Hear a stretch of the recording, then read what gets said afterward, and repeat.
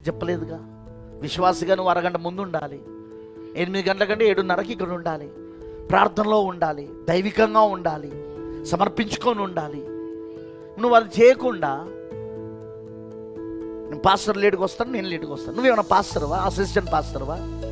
ఎవడు నువ్వు? విశ్వాసవి. నీ రూల్ ఏంటిది? ప్రవక్త పెట్టిన రూల్ ఏంటిది నీకు? దాన్ని నువ్వు ఫాలోగా. పాస్టర్ రూల్ ఫాలో అవుతాడు, నువ్వు నీ రూల్ ఫాలోగా. పాస్టర్ రూల్ ఫాలో అవుతాడండి, నీ రూల్ నువ్వు ఫాలోగా. నీ బాధ్యత నువ్వు చేయాలి కదా, నువ్వు చేయకుండా ఎట్లా?